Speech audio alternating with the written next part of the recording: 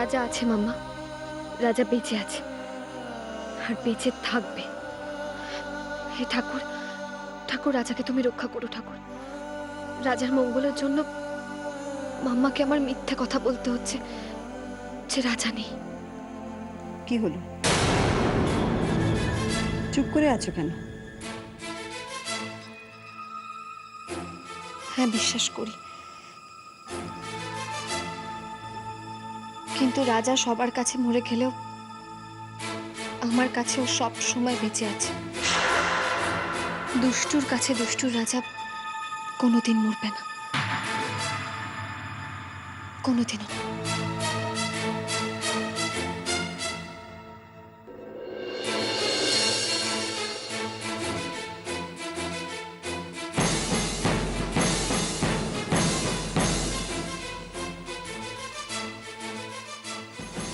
ও বৌদি, তোমার এই ফোনটা ফেলে এসেছিল তো ঘরে। ও হ্যাঁ,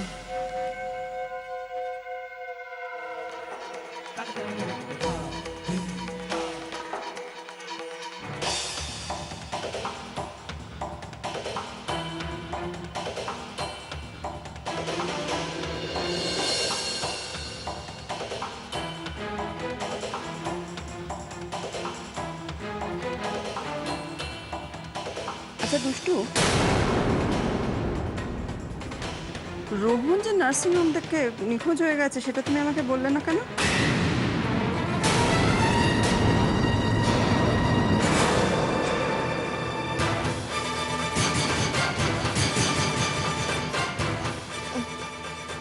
আসলে আমার ঠিক খেয়াল ছিল না মাম্মা, কিন্তু তোমায় এই খবরটা কে দিল? ডক্টর সামন্ত?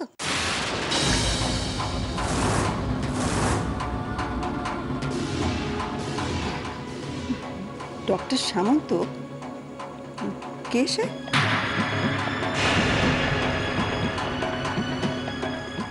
সে কি? ডক্টর সামন্ত আমাদের বাড়িতে এসেছিলেন তোমাকে নেমন্তন্ন করার জন্য, অথচ তুমি ওনাকে চিনতে পারছো না? বোকার মতো কথা বলছো না দুষ্টু। প্রত্যেক বছর ডক্টরস ক্লাবের প্রোগ্রাম করি আমি, কেউ না কেউ অনুরোধ করতে আসে, তো সকলকে মনে রাখা সম্ভব নয়।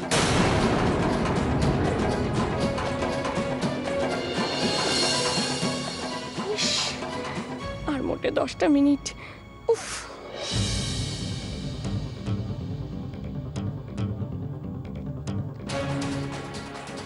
এনিওয়ে, আমি ডক্টর সামন্তকে চিনি কি না চিনি সেটা ইমমেটেরিয়াল, কিন্তু রোহনের নিখোঁজ হয়ে যাওয়ার কথাটা তুমি আমাকে বললে না কেন? তুমি তো সেই সময় নার্সিংহোমে প্রেজেন্ট ছিলে। আরে দুষ্টু, তুমি কি আমাকে মিথ্যে বলছো? তুমি কি সত্যি বিশ্বাস করো যে রোহনই রাজা? আর এই রোহনের নিখোঁজ হওয়ার পেছনে তোমার কোনো হাত নেই তো? কি হলো দুষ্টু, উত্তর দাও। চুপ করে আছো কেন? উত্তর দাও। বৌদি, বৌদি, এই না বৌদি। এ কি, এগুলো নিয়ে এসছো কেন? কি হবে এগুলো নিয়ে? আরে তুমি বলছিলে না দুষ্টুকে যে তুমি কেন সবসময় সাদা শাড়ি পরে থাকো? তুমি তো ঠিকই বলছিলে, কেন দুষ্টু সাদা শাড়ি পরে থাকবে? দুষ্টু যখন সব ভুলে আবার আমাদের বাড়িতে ফিরে এসেছে, তখন আগের দুষ্টু কেন থাকবে না বলো? কেন এসব বিচ্ছিরি বিচ্ছিরি সাদা শাড়ি পরবে? রঙিন শাড়ি পরবে তো।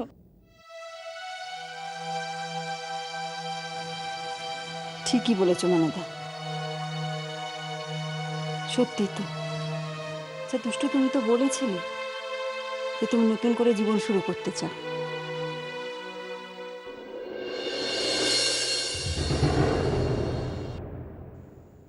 চাই তো মাম্মা,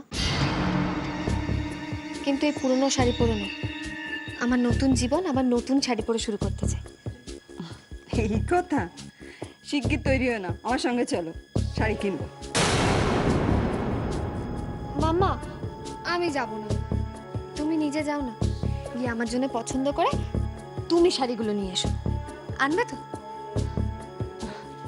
আমি সে তো আনতেই পারি, কিন্তু আমার পছন্দে তোমার চলবে তো দুষ্টু? চলবে মাম্মা, নিশ্চয়ই চলবে। তুমি পছন্দ করে আমার জন্য জিনিস আনবে আর আমি সেটা পরবো না? অবশ্য পরবো কি করে, তুমি তো যাচ্ছই না। না না, আমি এক্ষুনি যাচ্ছি, হ্যাঁ মাম্মা যাও, এক্ষুনি যাও, এক্ষুনি যাচ্ছি দুষ্টু, যাও। এক্ষুনি যাচ্ছি মানদা, যাও। আসছি।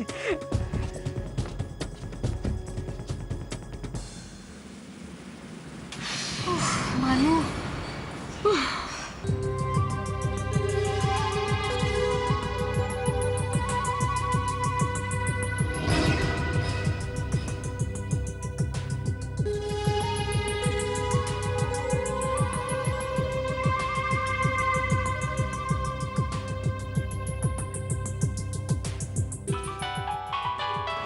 এখন ফোন করছে। হ্যালো, ও হ্যাঁ হ্যাঁ হ্যাঁ হ্যাঁ বলছি, হ্যাঁ কালকে ওয়ার্কশপে আমি থাকবো, আপনি আসুন। ওকে।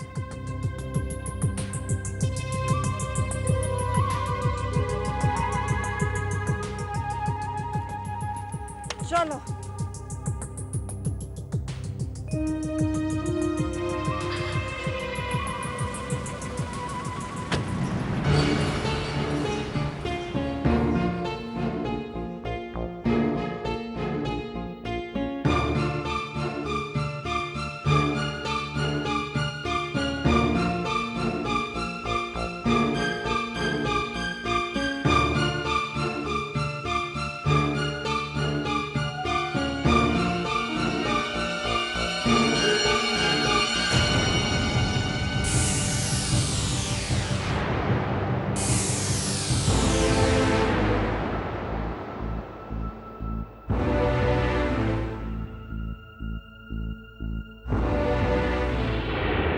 মানু, মানু, মানু, মানু, মানু, মানু, মানু, থ্যাংক ইউ সো মাচ।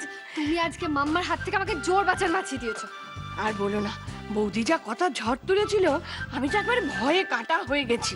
11টা বাজ, কিন্তু দুষ্টু, তোমার আর কোনো অজুহাত চলবে না। এবার কিন্তু তোমার সাদা শাড়ি ছাড়তেই হবে।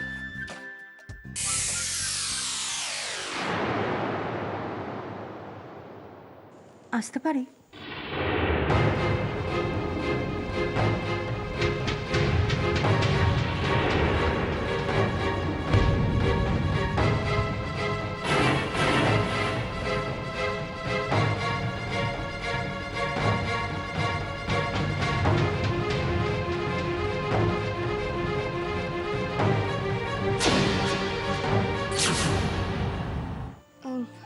আসুন, ভেতরে আসুন আপনি। নমস্কার, আমি পিয়া। ও, আমরা তো আপনার জন্য অপেক্ষা করছিলাম। পেশেন্ট কোথায়? পেশেন্ট ওইদিকে, আমার সঙ্গে আসুন, আমি নিয়ে যাচ্ছি। আসুন।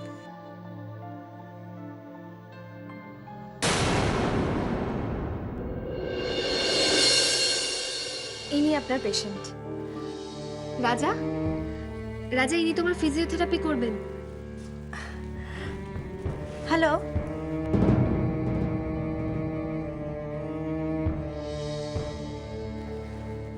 আচ্ছা, ওনার এরকম অবস্থা হলো কি করে? ওনার কি কোনো বড় অসুখ করেছিল বা কোনো রকম অ্যাক্সিডেন্ট? হ্যাঁ, ওর একটা খুব বড় অ্যাক্সিডেন্ট হয়েছিল, যাতে করে ওর স্মৃতি হারিয়ে ফেলেছে। আর আপনি এখন ওকে যে অবস্থায় দেখছেন, সেটা সম্পূর্ণ ভুল চিকিৎসা আর আর আর ইলেকট্রিক শক।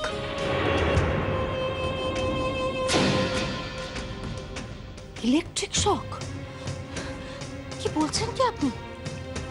হ্যাঁ, আপনি ওকে যেমন দেখছেন না,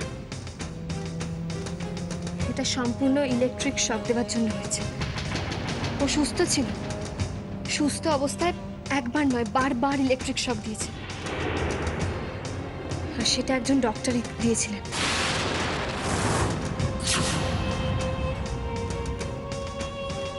আর তারপর থেকেই তো ছি ছি ছি ছি ছি ছি, এরা ডাক্তার না ডাকাত? এদের তো জেল, না না, এদের ফাঁসি হওয়া উচিত। উচিত শাস্তি তো আমি ওদের দেবই। শুধু অপেক্ষায় রয়েছি। একবার রাজা সুস্থ হয়ে উঠুক, তারপর ওদের কাউকে ছাড়বো না, কাউকে না। আচ্ছা সিস্টার, রাজা সুস্থ হয়ে যাবে তো? মানে আপনি যে ফিজিওথেরাপি করবেন তাতেও আবার আগের মতো হয়ে যাবে? নিশ্চয়ই হবে। দেখুন, আমি যখন দায়িত্ব নিয়েছি তখন উনি সুস্থ হবেন। আমি নিজের মুখে নিজের সুখ্যাতি করছি ভাববেন না, কিন্তু আমি যাদের যাদের ফিজিওথেরাপি করেছি তারা সকলে এক বাক্যে স্বীকার করেছে আমার এই হাত দুটোতে না জাদু আছে। আপনি ভাবতেই পারবেন না আমার এই হাত দুটো কিরকম ভেলকি দেখাতে পারে। তাহলে আপনার এই হাতের জাদু দিয়ে আমার রাজাকে সুস্থ করে দিন না, আবার আগের মতো। ও একবার সুস্থ হয়ে যাক, তারপর আপনি আপনি যা চাইবেন আমি আপনাকে তাই দেব। আহা, অত করে আপনাকে বলতে হবে না। দেখুন, পেশেন্টের সুস্থ হয়ে ওঠাটাই আমাদের কাছে সব থেকে বড় পুরস্কার। আমি আপনাকে কথা দিচ্ছি, আমি যখন এসেছি তখন আপনার স্বামীকে সুস্থ করে তবে আমি এখান থেকে যাব। Thank you sister, thank you so much. শুধু একটা অনুরোধ করব, রাখবেন? আপনি যখন কাল থেকে আসবেন নার্সের ইউনিফর্ম পরে আসার কোনো দরকার নেই, একদম ক্যাজুয়ালি আসবেন। আসলে রাজার যে ফিজিওথেরাপি হচ্ছে সেটা আমি আমার মাম্মাকে জানাইনি। আসলে ব্যাপারটা একটু গোপন রাখতে চাই, তাই বলছিলাম। কাল থেকে আপনি নর্মাল পোশাক পরে আসবেন, কোনো অসুবিধা হবে না। আর আপনি যখন বাড়ি থেকে বেরোবেন আমাকে একটা ফোন করে নেবেন, আমি আপনাকে জানিয়ে দেবো যে আপনাকে ঠিক কখন বেরোতে হবে। কেমন? আমি না বলা পর্যন্ত বেরোবেন না।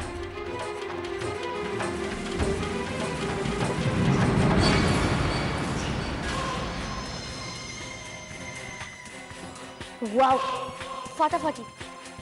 থ্যাংক ইউ মেঘা দিদি। বালিশের ভেতর মাঝে সাঝে এমন মারলে লুকিয়ে রেখো বস। যাচ্ছিলে তো এক্ষুনি মোবাইলটা পড়ে ভাগ্যিস ধরে নিলাম। ঠিক আছে, এখন দিয়ে দাও। দাও না। এভাবে তো দেব না, আগে লক্ষ্মী ছেলের মতন আমাকে বলো, মেঘা দিদি আমার মোবাইলটা প্লিজ দিয়ে দেবে, বলো। ওকে, বলছি। মেঘা দিদি, আর ফোনটা প্লিজ দিয়ে দেবে। এই তো লোককে শোন আছে। তুমি তো বহুত নাটক করছো। এটা ফোনটা দিয়ে দাও, আমি চলে যাই। দাও না, দাও না। না দেব না, দাও না, দেব না, দাও না, দেব না, দাও না, দেব না, দাও, দাও, না না না না না, দাও না, দেব না, দাও, দেব না, দাও, দেব না, দাও। ও মেঘা, দাও না, দেব না। দাও না। কি হয়েছে? কি হয়েছে? দেখো না মা, আমার সাথে ধাক্কা লেগে ওর মোবাইলটা ওর হাত থেকে পড়ে যাচ্ছিল, আমি তখনই ধরে নিলাম। আর এখন আমি বলছি আমি দিচ্ছি, মোবাইলটা দিচ্ছি, দাঁড়াও।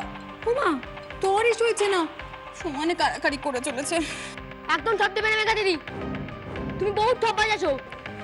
এই ভদ্রঘরে এ কি বিশ্রী ভাষা! আয়ুষ, ছে, দেখি মোবাইলটা দেখি। এ কি? এটা তো নতুন মোবাইল মনে হচ্ছে। আয়ুষ, কবে কিনলে নতুন মোবাইল? হ্যাঁ? এটা আমার বাবার নয়, আমার। তোর মোবাইল মানে? তো যথেষ্ট দামি মোবাইল, তোকে এত দামি মোবাইল কে কিনে দিল? আমি কিনেছি। তুই কিনেছিস? তুই কিনেছিস মানে? কোথেকে কিনেছিস তুই? এত টাকা তুই কোথেকে পেলি? তুই কিনেছিস এই মোবাইল? হ্যাঁ, জমিয়েছি। হ্যাঁ, আমি আমার পকেট মানি থেকে জমিয়েছি। ওরে বাবা, এত টাকা জমিয়েছো? মিথ্যে কথা বলছিস, ঠিক করে বল, কোথেকে পেলি এটা? হ্যাঁ, চুপ করে আছিস কেন? বল, কোত্থেকে পেলি আয়ুষ, বল আমাকে মোবাইলটা কোত্থেকে পেলি বল। কি হলো বল? হ্যাঁ, কোত্থেকে পেয়েছো মোবাইল? চুপ করে আছিস কেন? বলতে পারছিস না যে মা কিনে দিয়েছে? তুমি মায়ের গুরুদেব লোক, ঠিক সময় সিনে ঢুকে পড়েছো। তুই ওকে মোবাইলটা কিনে দিয়েছিস? কি করবো বর্দি, দেখো না যা বায়না কুটে হয়েছে না, দিন রাত খালি ঘ্যান ঘ্যান ঘ্যান ঘ্যান। ওকে একটা মোবাইল কিনে দিতে হবে। বাবা, নাক টিপে এখনো দুধ বেরোয়, সেই ছেলের আবার নাকি মোবাইল চাই, বোঝ। এত দামি? মানে আমার তো বেশ দামি মনে হচ্ছে মোবাইলটা।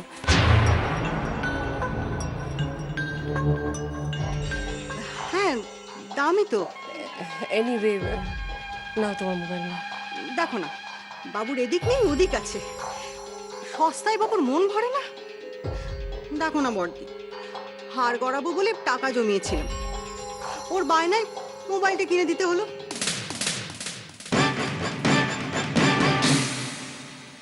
এই যে এই ছেলে, পড়াশোনা শিখিয়ে তুলে দিয়ে রাত দিন ওই মোবাইল আমি বার করছি।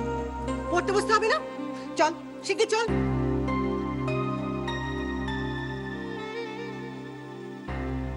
রেজাল্ট যদি খারাপ হয় না, এই মোবাইল যত দামি হোক না কেন ছুঁড়ে ফেলে দেবো। পড়বি চল।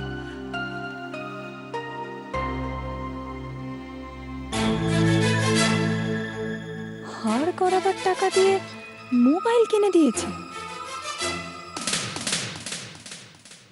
এইভাবে একটার পর একটা আঙুল খুব সাবধানে আস্তে আস্তে মাসাজ করতে হবে। খুব ধৈর্য ধরে কাজগুলো করতে হবে, কিন্তু তাড়াহুড়ো করলে একদম চলবে না। তাহলে দেখবেন আস্তে আস্তে ওর আঙুলগুলো সচল হয়ে উঠছে। উনি আবার হাত বন্ধ করতে পারবেন, হাত খুলতে পারবেন। জানেন, উনি না বুঝতে পারছেন ওনাকে কি করতে হবে, কিন্তু করে উঠতে পারছেন না। উনি যাতে করতে পারেন সেই জন্যই এই ফিজিওথেরাপি। আচ্ছা, আমি এই হাতটা ম্যাসাজ করব। আপনি আপনি ম্যাসাজ করবেন? ঠিক আছে, দেখুন চেষ্টা করে পারেন কিনা, কিন্তু খুব সাবধানে। উল্টোপাল্টা ম্যাসাজ হয়ে গেলে কিন্তু হিতে বিপরীত হয়ে যাবে। না না, আমি পারবো, আপনি দেখুন।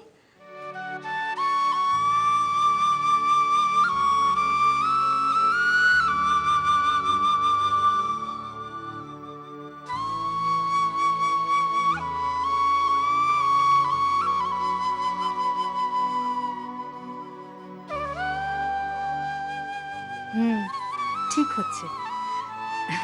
আপনার শেখার চেষ্টা আছে, চেষ্টা থাকলে না মানুষ সব পারে। যেমন আমি চেষ্টা করি বলেই পেশেন্টদের সুস্থ করে তুলতে পারি, তাই না?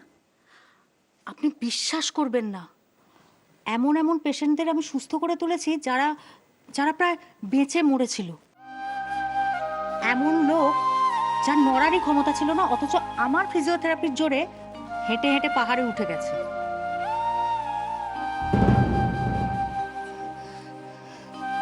কি বলছেন আপনি? বিশ্বাস করছেন না তো? ঠিক আছে, আমি আমি আমার কয়েকজন পেশেন্টের নাম্বার দেবো, আপনি তাদের ফোন করেই জেনে নেবেন। না না, বিশ্বাস হবে না কেন? আমি তো আপনার কথা বিশ্বাস করছি। রাজা, শুনছো সিস্টার কি বলছেন? তুমিও সুস্থ হয়ে যাবে, দেখবে আবার সেই আগের মতো হাঁটতে পারবে। হ্যাঁ রাজা।